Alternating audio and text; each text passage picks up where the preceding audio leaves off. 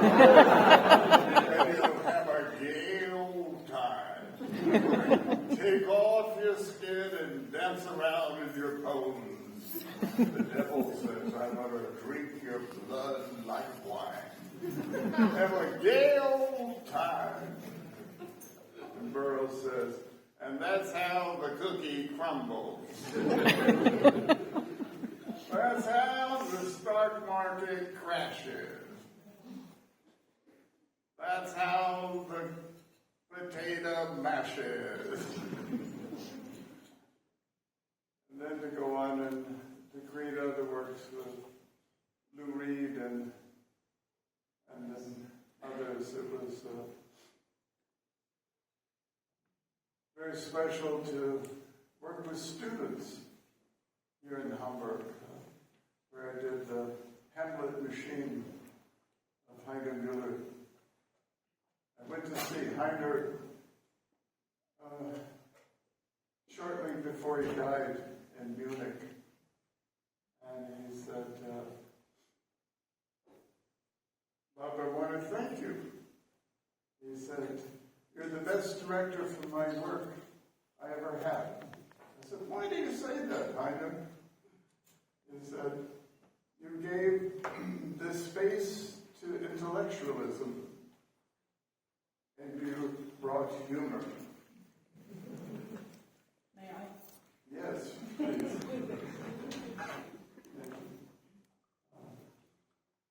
I love the city.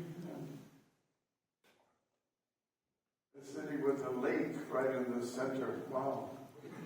How amazing. So I guess it's great to be home.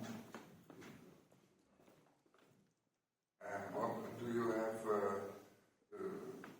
don't want to say a real home, but somehow, do you have a real home where you say that's my place on the world, or is it the world itself? Well, my home is where I am. Sometimes people ask me, what town, what city do you like best? It's where I am. So. But yes, I do have a home at the Watermill Center for a laboratory for creative thinking.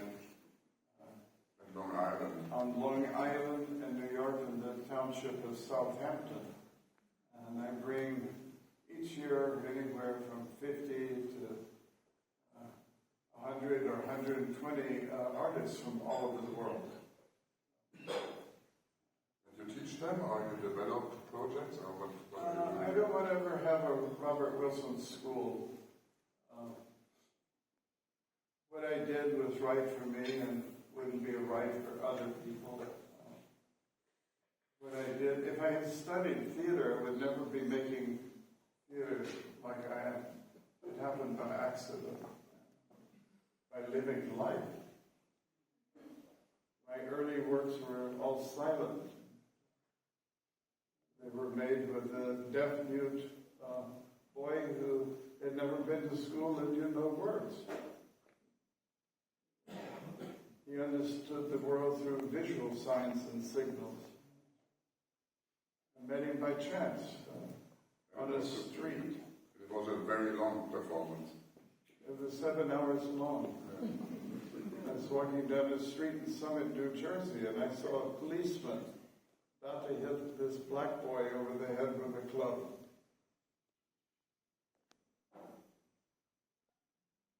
And I grabbed the arm of the policeman and said, why do you hit the boy? He said, it's none of your business. I said, but it is. I'm a responsible citizen. Why do you hit this boy?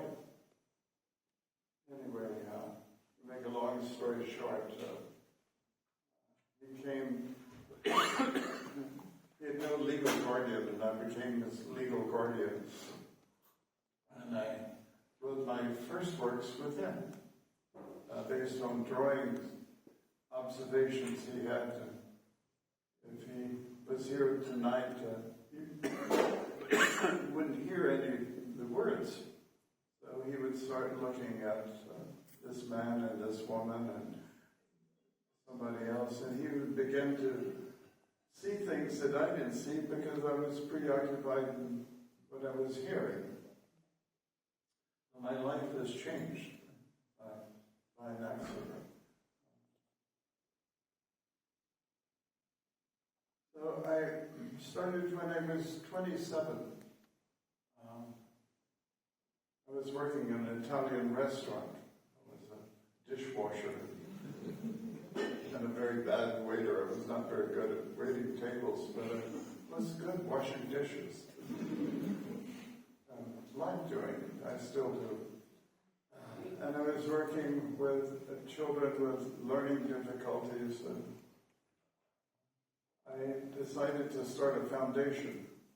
I had no money, but I said that 50% of my income would go to causes other than my own. And when I was 27, 1967, started a foundation that was based on 4 principles. We must always look to the past that man has done before us. And we must balance that with what we're doing today, contemporary. And the cultural institution is a laboratory for creative thinking. And on the other hand, we must support our community. And to make our community great, we have to support the global community. It started as an open door. It's an open door policy. It's not Donald Trump, America first. And so these 4 principles I wrote in when I was 27 are still the guiding principles for my legacy. And through a center on Long Island, I invite people from all over the world, young artists, to develop their work. So no, it's not to copy what I did and have discussions or talk, but it's to give them a chance to make their own work. And we also live with a collection of art going back 5,000 before Christ, artifacts. We understand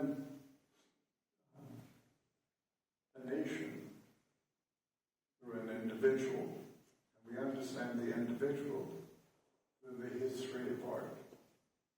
One of the few things that have remained throughout time are artifacts. Right? If we go back to the Chinese, we look at artifacts, the Mayans, the Egyptians.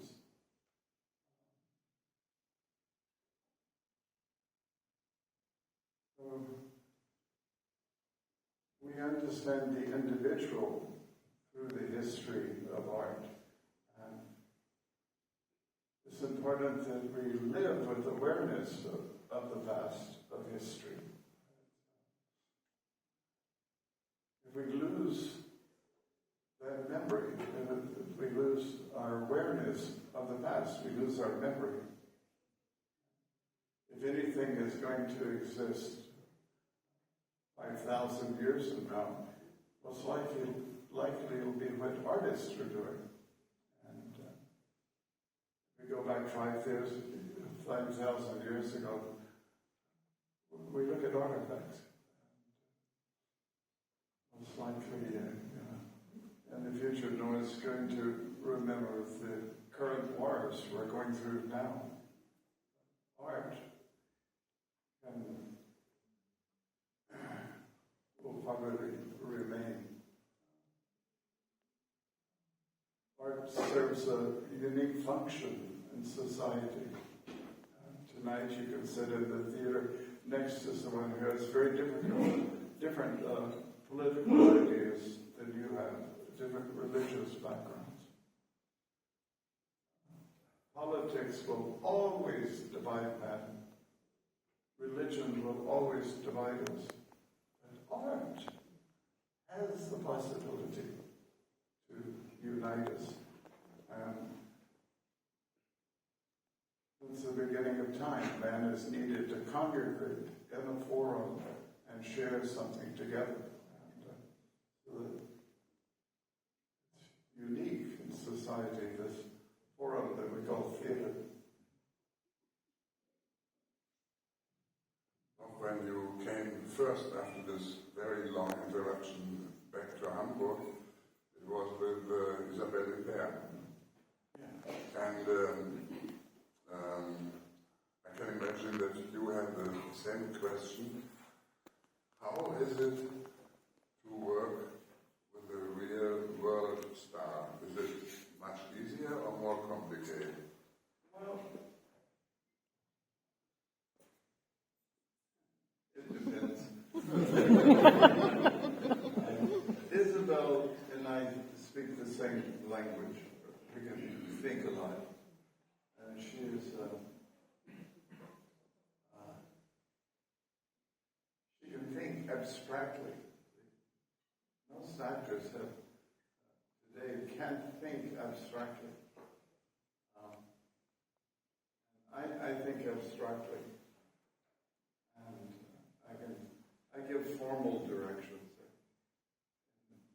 59 years of working in the theater, I have never once, ever, told an actor what to think. I don't talk about it. I give formal directions, quicker, slower, rougher, and they're very precise, and they have to be learned and studied. And then they're free to think what they want to think. Isabel is capable to work that way.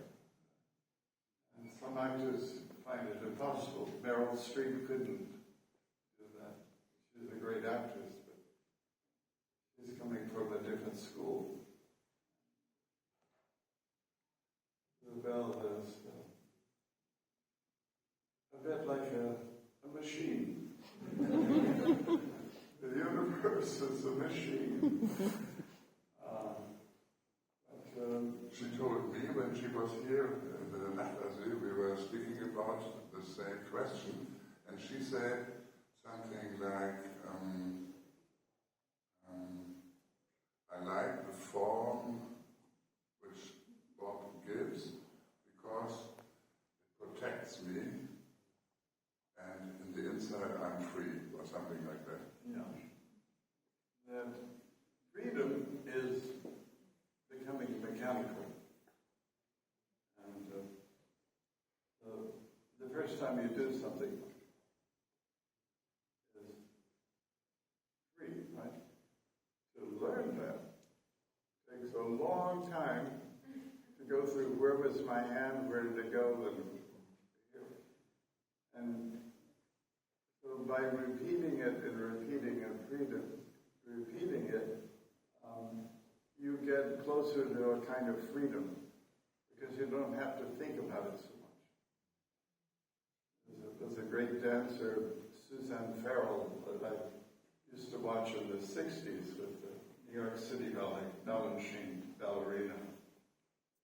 And I asked her once, I said, Suzanne, what do you do in Symphony in C, a ballet of Balanchine? And she said, I asked her, it's one moment what she did.